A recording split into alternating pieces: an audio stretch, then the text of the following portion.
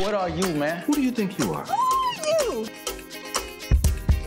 I'm just Malcolm. Such a brand new perspective that we see, you know, like nerds in the hood. You know, we never really see that. I mean, so was it a character you could relate to at all? Oh yeah, for sure. I mean, just being different in the hood, for that matter. Just if you're a drug dealer on the street and you see a kid riding a bike with a flat top, wearing some '90s clothes and stuff, you're like, whoa, what's going on? Like, who is he? Like, why is he dressed like that?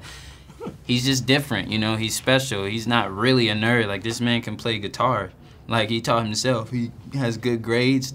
Is it not cool to have good grades? It's not cool to be smart? What? You know what I'm saying? He has his own sense of style. Like, you know, that's cool to me. I think otherwise would be lame. I think that playing that character, I can definitely connect with the kind of spirit Malcolm is. You know, just wanting to be happy and doing things to make him happy.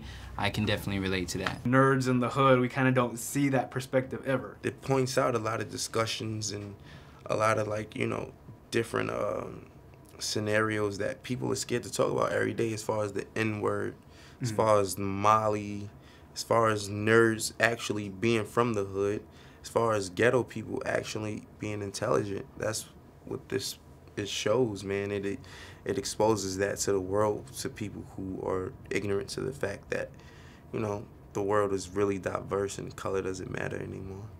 This is a world premiere. This is a world premiere. I've been through a whole lot. Trial, tribulation, but I know God. Satan wanna put me in a bow tie. Pray that the holy water don't go dry, yeah. As I look around me, so many wanna down me. If Neil deGrasse Tyson was writing about Ice Cube, this is what it would look like. You go to high school in Inglewood. Think you're gonna get into Harvard? We're used to seeing you, you know, on the runway, being a Victoria's Secret model. I mean, how fun was it to actually play something that was so just far out different? Yeah. I mean, it was amazing, and I'm so grateful for the opportunity to play Lily, because it is an edgy role, and she's wild and reckless, and I think that people are so used to that, like, you know, sexy catwalk. You know, seeing me like that this is the perfect film to see me all messed up. And it's still sexy, so it's I don't know how sexy, it's still certain parts. Even certain parts are still sexy. Sorry. I think your character is actually, you know, off the wall confident. I mean, did you model him after somebody? Outside of me, you know, I had to really play this hard guy, and it's this a believable gangster who really, you know, truly believed in himself that that's who he was. You know, so you know, of course, I have friends like that, you know, so it wasn't really too hard to, you know, to grab those qualities to, you know, add to myself, because I love mimicking people already. So it's like, you know, I had to do, you know, a little bit of that, you know, in the film. And Blake, you actually play, you know, the pothead techie. I mean, and you're... Which is nothing like Blake, by the way. Total opposite, right? Yeah. Total opposite. He's so clean cut. Yes. He's such a square. It's just a wig.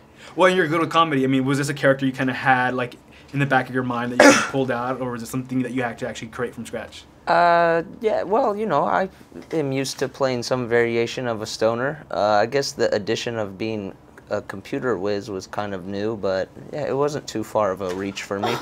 And now music plays a big part in this film, and you guys got Pharrell Williams to come in. I mean, was it actually you guys? Was it actually them singing and playing, or is it actually Pharrell singing? That was me. That was him. That was all. You know, the three main characters. And the actors that played them, that was Shameik, that was Quincy and Tony. They were all singing. They didn't do the instruments, but all the vocals were theirs, and Pharrell did an amazing job channeling the energy, spirit, voice of the movie into the music. But I think it was a natural connection, because I think that's who he is as an artist. I mean, I think who he is was reflected in the film, and so the music was able to connect in a way that was natural. Allow me to reintroduce myself. My name is Malcolm out of comedy. If I let this slide, we got what they call a slippery slope. You know what a slippery slope is? I don't.